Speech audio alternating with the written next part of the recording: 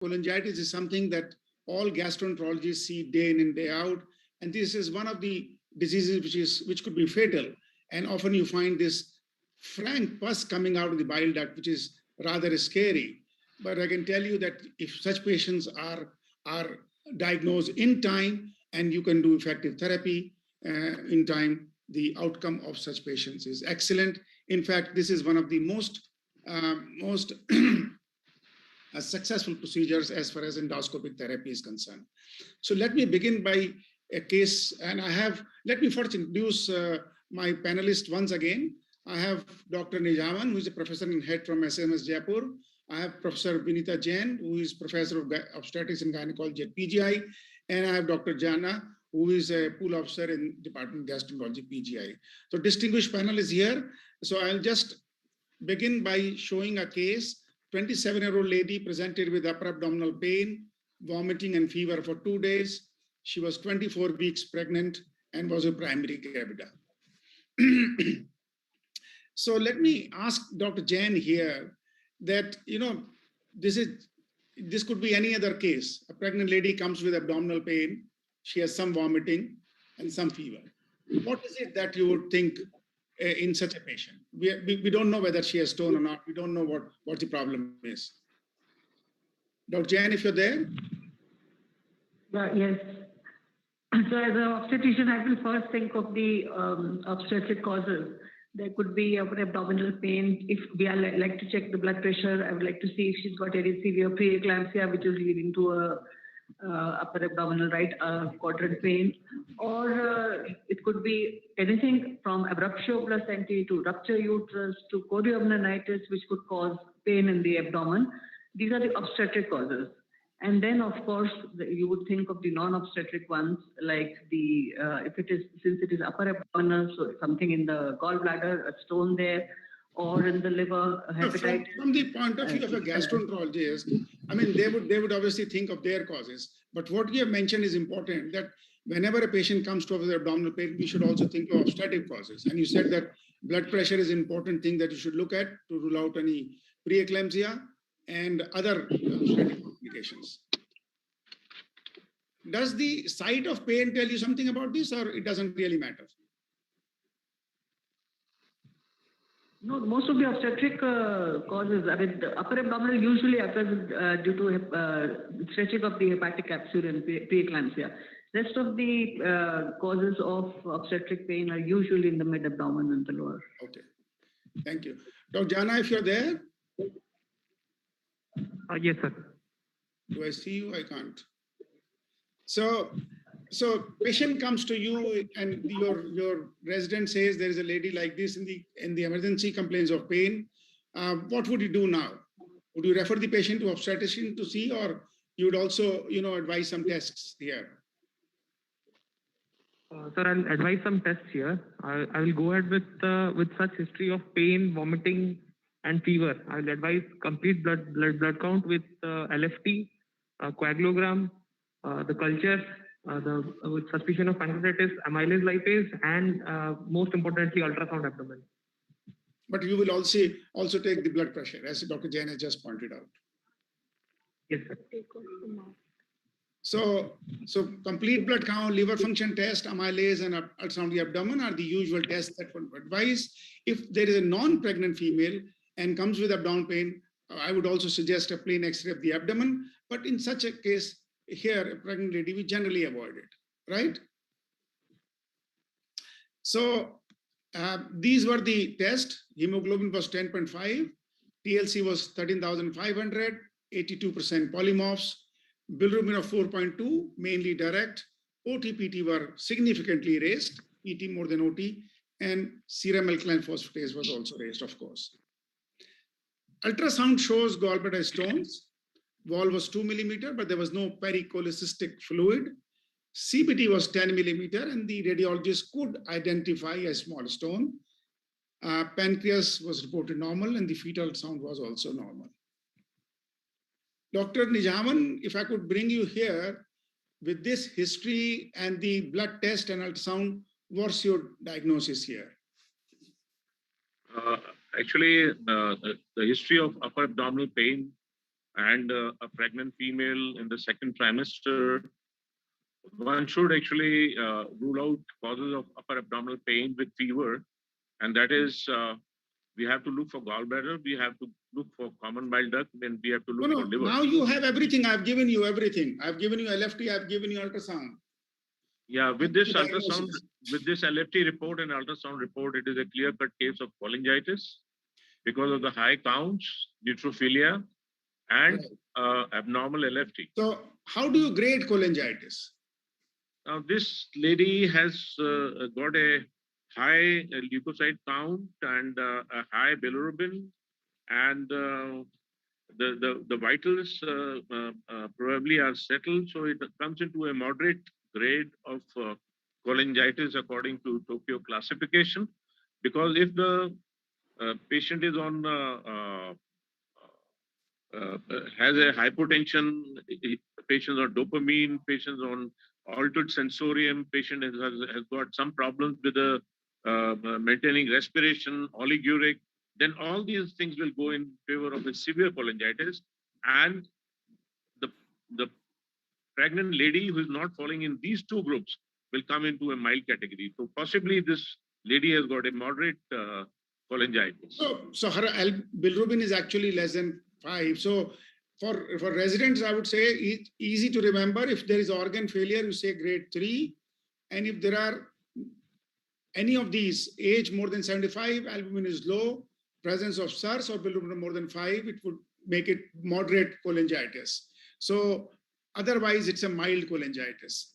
Something else that I would like to bring in for the residents here is that often a patient who comes in with any kind of infection, we have to rule out sepsis, whether, and these two are not interchangeable terms, infection and sepsis. And there have been a lot of, debate about the terms sepsis, severe sepsis, septic shock. Recently, a quick SOFI score has been introduced to diagnose sepsis. And I would strongly advise all the residents to take note of it.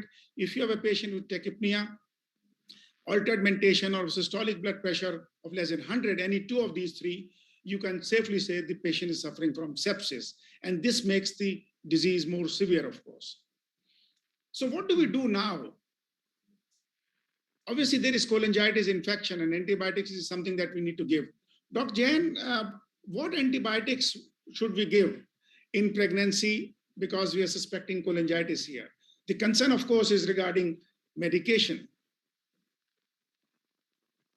Regarding the antibiotics, we have a group of antibiotics which are relatively safe with no known teratogenic effects. And that group includes the penicillins, the cephalosporins, amoxiclavinolic acid combinations, then clindamycin, metronidazole, aztreonam. These are some of the antibiotics which are relatively safe in pregnancy, and so we can pick up any of the combinations if you want. Fluoroquinolones? How about fluoroquinolones? Yeah, fluoroquinolones we usually avoid in pregnancy because of the fetal toxic effects. Although having said that, they were usually avoided because there were animal studies on the effect on cartilage growth, which have not been proven in humans, but still, if required, definitely can be given. But if possible, that they should be avoided. Right. Carbapenems should be avoided. Safer would be cephalosporin or penicillins. So we have a good choice between penicillins and cephalosporins. Right. And these are the ones we generally use. How about imipenem if patient doesn't respond? Carbapenem is generally avoided, but if the patient requires, there is nothing against giving that, okay. Especially if a condition is deteriorating. Next thing we do is hydration. But if fever persists, Dr. Nijaman, what is it that you like to do now? You see, if the fever is persisting and patient is not improving, we have to actually intervene. And the intervention is ERCP. So we'll come to that. Of cholangitis. Right. But while we are on antibiotics and hydration, let me also remind all the postgraduates that you should always remember these surviving sepsis guidelines published last in 2016. Anybody who comes with infection or sepsis, regardless of the cause, we should give adequate fluids.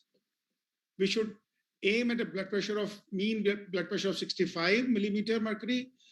We should start vasopressors if required to maintain BP. 2 sets of blood culture should be sent, and 2 broad spectrum antibiotics should be given within an hour of presentation to the casualty. That's very, very important. And if there is a need, we need to go for organ support. So, Dr. Jana, if you're there, this lady, when we did ultrasound, that showed a small stone. But suppose there is no stone seen, CVD is dilated, and we suspect strongly there is cholangitis because of a stone. Is there a role for MRCP or EUS in a pregnancy? MRCP and US do have a so MRCP and US do have a role in indeterminate cases, mostly to localize the CBD stones. The advantage of MRCP is that it is non-invasive and it can be safely done to delineate the cause of the burden of CBD stone. US is somewhat invasive, but the only advantage of US is that you can do it in the same setting with the ERCP, and preferably for smaller stones, US would be a better investigation than MRCP. Right, but so you are saying that both you can do MRI or EUS, which are safe and can be done. My question is, she is running fever. She has a bilirubin of 4.7. Gallbladder shows stones. Bile duct is dilated. What prevents you from going in and draining what Dr. Nijavan was saying, rather than doing MRI EUS? What's the advantage of doing that? Sir, you'll know the number of stones so How does that it you matter can to plan you? your clearance better. So if I say 3 stones or 1 stone, how does it matter? Sir, will depend upon the clearance. If you're attempting clearance in that setting, suppose the patient is mild cholangitis. I think this message should not be given, that you need to know the number of stones or the size of stones, and that will help you in drainage. In fact, in any patient, regardless whether the patient is pregnant or not, if you have a patient with high bilirubin, cholangitis, and you have a dilated biliary system, whatever is the cause, you have to go in and drain. If you are suspecting that it's likely to be malignant, I might suggest that you should do some imaging to rule out what is the likely cause, which is the site of block. But otherwise, in a patient like this, you have gallstones, dilated bile duct, high bilirubin, go in and do your ERCP. That should be a very clear-cut message. There is no need to do MRI or EUS, although they're considered safe. So Dr. Nijavan, coming back to you, you were saying that definite treatment, what is it that you would like to do now? So we have already actually reached to a diagnosis of cholangitis, and this cholangitis is showing that the CBD is dilated, and even the ultrasound has shown the stone. So we have to go ahead and do ERCP. But here it is a special case because this is a lady who is in 2nd trimester. So we have to go accordingly to save not only the mother, but also the fetus.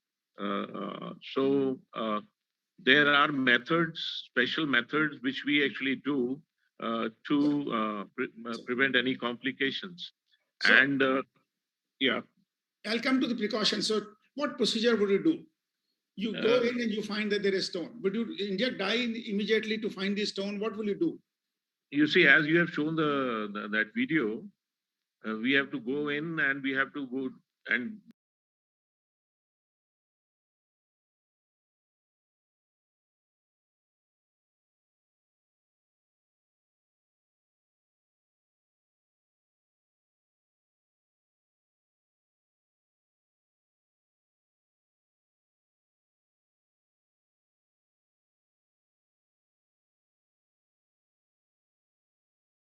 the CBD is dilated, and even the ultrasound has shown the stone. So we have to go ahead and do ERCP. But here it is a special case because this is a lady who is in 2nd trimester. So we have to go accordingly to save not only the mother, but also the fetus. There are methods, special methods, which we actually do to prevent any complications. So, yeah. I'll come to the precautions. So what procedure would you do? You go in and you find that there is stone. Would you inject dye immediately to find the stone? What will you do? You see, as you have shown that video, we have to go in and we have to go and